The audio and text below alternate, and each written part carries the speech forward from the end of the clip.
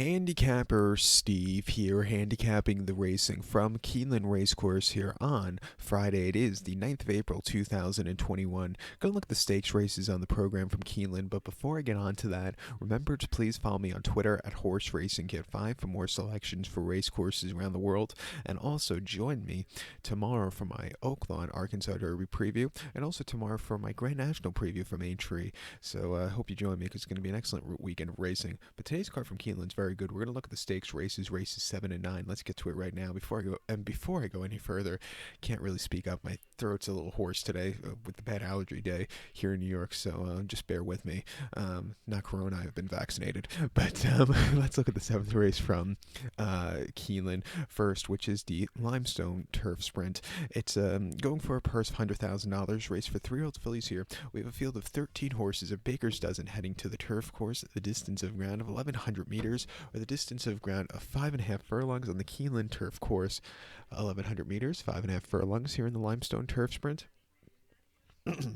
My top selection, we're going to go with the number 7 horse, who is Toby's Heart. We'll go 7583 in the superfecta. 7583 super. Top selection, 7 horse, Toby's Heart. 3-year-old filly by Jack Milton. Brian Lynch trains. Javier Castellano gets the mount. The horse's most recent outing came 27th February at Gulfstream, mile 16th in the grade 3 Here Comes the Bride Stakes. And the horse finished 6th by 5 3/4 lengths. First time rounding, first off the bench. It just wasn't a recipe for success. The horse really couldn't get into it. Completely hit the wall.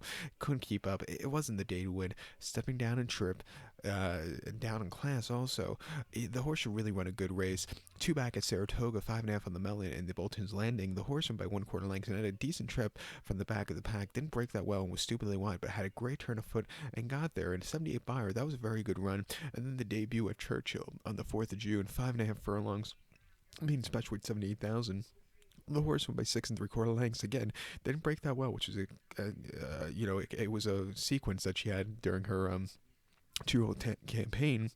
She didn't break that well, sat back early, but the turn of foot was nicely done, and she got the job done.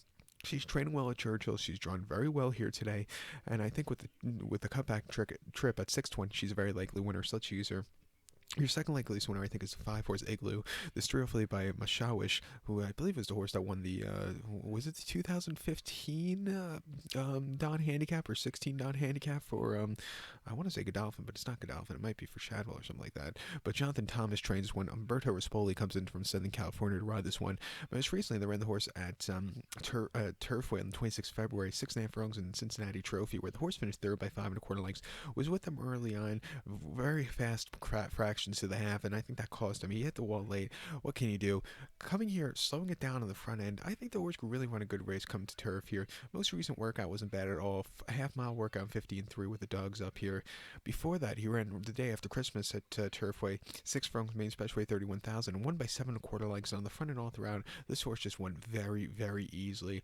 Has the speed to win here. Has been training well. At 30-1, definitely use him on your ticket. So to recap my selection for the 7 from Keeneland, it is the Limestone Turf Sprint. We're going to take the 7 horse Toby's Heart as a top selection. We'll give kudos to the 5 horse Igloo. We'll go 7-5-8-3 in the superfecta, 7-5 in the multi-race. The 9th race, the feature race from Keeneland, one of my favorite races of the year. It is the Maker's Mark Mile, grade 1 purse, $300,000, race for 4-year-olds and upwards. We have a field of 9 horses heading to the Keeneland Turf Course, the distance of ground of 1,600 meters, or a mile on the Keeneland Turf Course.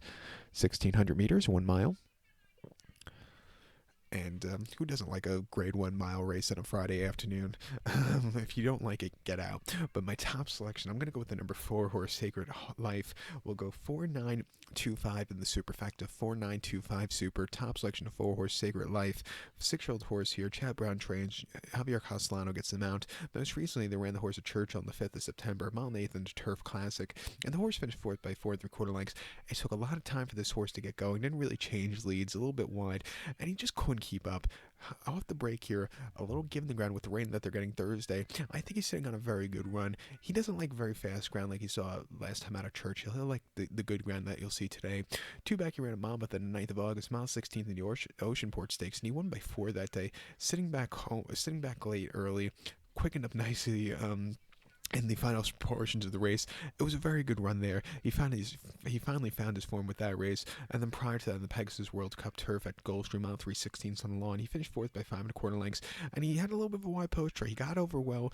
He quickened up a little bit that day. He definitely outran his 12-1 odds there from the parking lot, and then prior to that, in the Seabiscuit Handicap at Del Mar, he finished second by a half length. He had a horrible trip, but he got there, just a little bit too late. But he ran, there was nothing bad about that run. And then prior to that, an allowance race here at Keeneland, mile 16 in October 2019, winning by 2 3/4 lengths. He didn't break that well, but he sat back early, great turn of foot, and he got the job done with a lot left in the tank there. And then before that, he had a place in the Bernard Baruch Handicap on very soft ground, Saratoga, on the closing day of 2019. And then before that, in the lower at Saratoga, in his North America debut, he finished second by nose, closing up from nowhere after a horrible beginning. That wasn't a half bad race at all. He'll say, given the ground, he's drawn well. At 4-1, let's use him. Second likeliest winner here is the 9-horse Field Pass. Hasn't been seen since Christmas, the day after Christmas, where he ran San Antonio in the Mathis Brothers Mile, where he finished an okay fourth. He just didn't break that well, which cost him. But come back to Keeneland, where this horse has run very well in the past, back on the East Coast. I think he's sitting on a good run. At 8-1, we'll use him. And the 2-horse Hit the Road's probably been your best turf horse in Southern California this year so far. He won the Kilroy a few weeks ago, San Antonio, very nicely. He won the Thunder Road very easily. And then last year, he won the Oceanside very easily. He's been on the up and up. But West Coast horses come to East Coast turf races. The East Coast turf horses are a lot better, so he's going to have a tough challenge ahead of him, but his buyers are up there. 4-1, we'll give him a shot, but I am more confident in the other two than him. But to recap my selection for the 9th from Keeneland, it's the Maker's Mark, the Grade 1 Maker's Mark Mile. We'll take the 4-horse Sacred Life as the top selection, give kudos to the 9-horse Field Pass and the 2-horse Hit the Road. 4-9-2-5 in the superfecta, 4-9-2 in the multi-race, so good luck to all. And please follow me on Twitter at HorseRacingKid5. Good luck, everybody.